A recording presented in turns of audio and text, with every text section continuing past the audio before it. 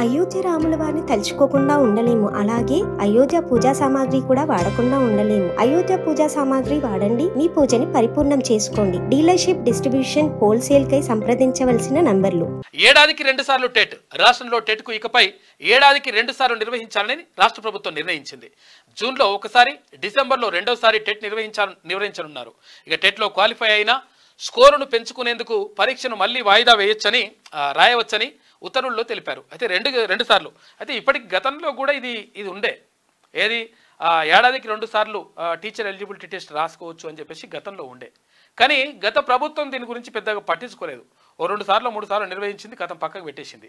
మొత్తం టోటల్గా ఇన్ని 10 సంవత్సరాల్లో రెగ్యులర్గా ఆ టెట్ నిర్వహించకుండా మొత్తం కూడా పెట్టడంతో చాలామంది టెట్ క్వాలిఫై కానటువంటి వాళ్ళు ఎవరైతే ఉంటారో వాళ్ళు ఉపాధ్యాయ ఉద్యోగాలకు అర్హత పొందలేదు. దాంతో వాళ్ళు డిఎస్సి రాసుకునేటువంటి అవకాశం కూడా లేకుండా పోయింది. ఇప్పుడు ఇది ఏడాదికి 2 సార్లు నిర్వహించడం ద్వారా ఒకవేళ ఈసారి క్వాలిఫై అయిన వాళ్ళు ఉంటే ఇంకా మార్కులు ఎక్కువ తెచ్చుకోవడానికి మళ్ళోసారి రాసుకునేటువంటి అవకాశం ఉంటుంది. అట్లా ఏడాదికి 2 సార్లు నిర్వహించాలని చెప్పేసి రాష్ట్ర ప్రభుత్వం భావిస్తూ ఉంది. ఇక మరోవైపు డిఎస్సికి సంబంధించి 100% వాయిదా వేయాలని చెప్పేసి డిమాండ్ వస్తూ ఉంది. ఇటు డిఎస్సితో పాటు మాకు కూడా అన్యాయం జరుగుతూ ఉంది. ఇక్కడ గ్రూప్ 2ను కూడా కొన్ని పోస్టులు పెంచి అక్కడ డిసెంబర్ వరకు వాయిదా వేయాలని చెప్పేసి అక్కడ గ్రూప్ 2 అభ్యర్థులు కూడా డిమాండ్ చేస్తూ ఉన్నారు. కాబట్టి ప్రభుత్వం దీనిపైన సానుకూలంగా నిర్ణయం తీసుకుంటే బాగుంటుంది. ఎందుకంటే వాళ్ళు అంటే ఇప్పుడు డిఎస్సిని వాయిదా వేయడం అనేటువంటిది పెద్దగా అసలు యాక్చువల్గా ప్రభుత్వం మీద బర్డన్ పడే పరిస్థితి కాదు. తర్వాత లేకపోతే ఇంకేమైనా అన్యాయం జరిగే పరిస్థితి కూడా కాదు.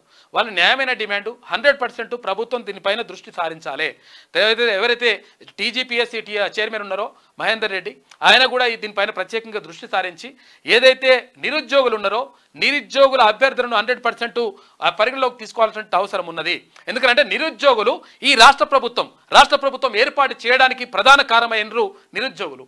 కాబట్టి నిరుద్యోగుల సమస్యలని తర్వాత విద్యార్థుల సమస్యలని పరిష్కరించాల్సిన బాధ్యత ప్రభుత్వం పైన 100% ఉన్నది. తర్వాత ఏ ప్రభుత్వం అనగానే విషయం ఏంటంటే వాళ్ళ గురించి పట్టించుకోకపోతే ఎట్లా?